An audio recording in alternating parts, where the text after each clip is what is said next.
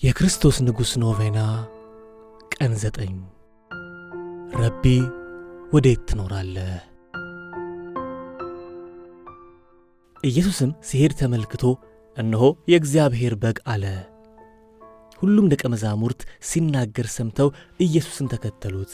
ኢየሱስም ዘወር ብሎ ሲከተሉትም አይቶ ምን ትፈልጋላችሁ አላቸው። እነርሱም ረቢ ወዴት ትኖራለህ አሉት። ትርጓሜውም መምህር ሆይ ማለት ነው። የዮሐንስ ወንጌል ምዕራፍ 1 ከቁጥር 36 እስከ 39።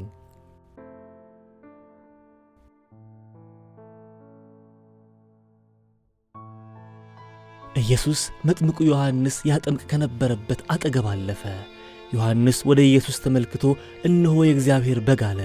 ይህንን ያለበት ድምፅ፣ ትኩረት፣ መመሰጥ፣ አድናቆትና ስሜት መገመት ከባድ ነው። የእርሱ የነበሩ ደቀ መዛሙርት እንኳን ትተውት ሄደው የኢየሱስን አድራሻ መረጃ ጠየቁ። ይህ መጥምቁ ዮሐንስ ሰዎችን ወደ ኢየሱስ የመምራት ጥሪው በምን ያህል ታላቅ መሰጠት እንደተወጣ ማሳያ ነው።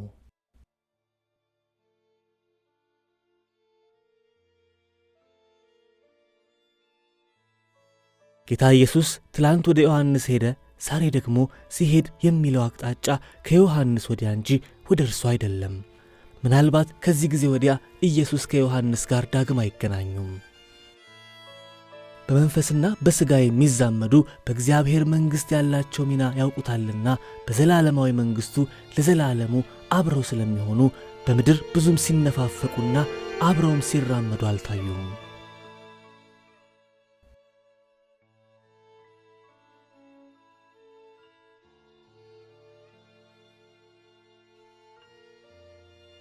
የዮሐንስ ደቀ መዛሙርት ኢየሱስን ተከትለው የት ትኖራለህ ሲሉት ምናልባት መረጃ ከማሰባሰብ ያለፈ አይሆን ይሆናል። አግኝተውት ጥቂት ቆይተው ከጴጥሮስና ከሌሎችም ያለውን ውይይት ሰምተው በኋላቸው ትተውት ለመሄድ አቅም አልነበራቸውም። ተመልሰው የመምህራቸው የዮሐንስን ቃል ሲያስቡ በእርግጥ ታላቁ ነቢይ እዚህ አግኝተናል በማለት አረፉ።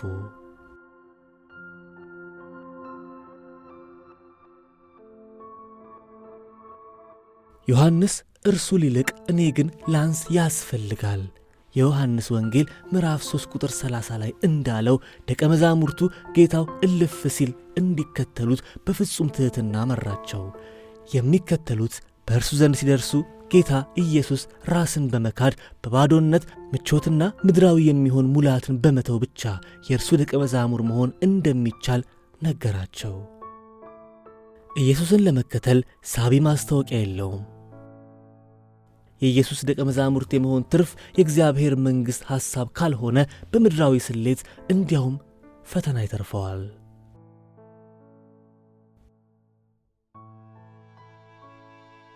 መምህራቸውን ዮሐንስን ጥለው የሚከተሉትን ምን እንደሚፈልጉ ቀድሞ ይጠይቃቸዋል።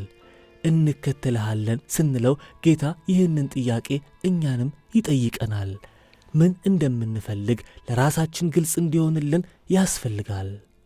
ረቢ የምንለው እርሱ የመምህርነቱን ጣዕም የቃልና ሰማያዊ ጥበብ እንዲያስጨብጠን እንፈልጋለን።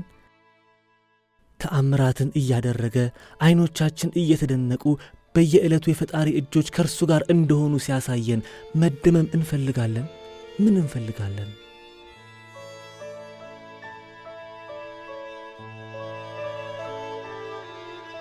ኢየሱስ በእኛ ሕይወት ውስጥ መምህር እንዲሆን እንፈልገዋለን። ወደ እርሱ የጠቆሙን ያደረሱን በእኛም ሕይወት መጥምቁ ዮሐንሶች አሉ። ወደ ጌታችን ከደረስን እርሱን መኖሪያውን እንፈልጋለን። የእርሱ መኖሪያ ሄደን እንድንመለከት ነው። ልብ ገዝተን ቢሆን እኛ የእርሱ ማደሪያ መኖሪያ ነን። እርሱ በእኛ እንዲያድር በእኛም እንዲኖር ይፈልጋል። ከዚህ በኋላ የእግዚአብሔር መንግሥት ምስጢር ስንረዳ ተመልሰን ራሳችንን የቀድሞ መምህር መጥምቁ ዮሐንስን ሆነን ሰዎችን ወደ ኢየሱስ የምንመልስ እንሆናለን። ደቀ መዛሙርቱ የቀደመው ነቢይ ወደ ኢየሱስ እንደመራቸው እነርሱም የወንጌል ምስጢር በተረዱ ጊዜ ሰዎችን ወደ ኢየሱስ የሚመሩ ሆኑ።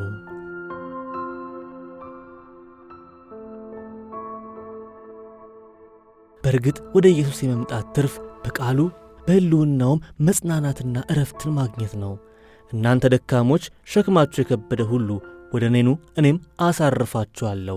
ቀንበሬም በላያችሁ ተሸከሙ፣ ከእኔም ተማሩ፣ እኔ የዋህ በልቤም ትሑት ነኝና ለነፍሳችሁም ዕረፍት ታገኛላችሁ። ቀንበሬም ልዝብ ሸክሜም ቀሊል ነው። የማቴዎስ ወንጌል ምዕራፍ 11 ከቁጥር 28 እስከ 30።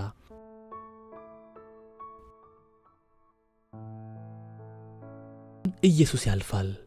በሚያልፍ ሰዓት እንድንጠብቀው እንድንጠይቀውና እንድንከተለው ያስፈልጋል። የእግዚአብሔር ጉብኝት መቼ ነው? በየትኛውስ መልኩ ይገናኘናል? በየዕለቱ የእግዚአብሔር ውድ ጉብኝት አለ። በየዕለቱ ኢየሱስ በእኛ በኩል ያልፋል። ረቢ የት ነህ የማለት ዝግጁነት ያስፈልገናል።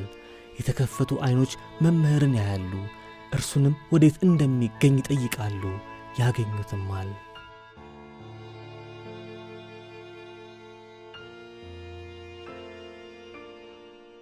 ጸሎት። እግዚአብሔር አባታችን ሆይ መምህራችንንና አሳራፊያችንን ሰጥተናልና እናመሰግንሃለን። በዘመናችን ጉብኝትህ እንዳያልፈን ለዘላለሙ መንግሥትህ የምንጠማና የምንጠባበቅ እንድንሆን የሚያስተውሉ ዐይኖችን እንድትሰጠን በልጅህ በጌታ በኢየሱስ ክርስቶስ ስም እንለምንሃለን። አሜን።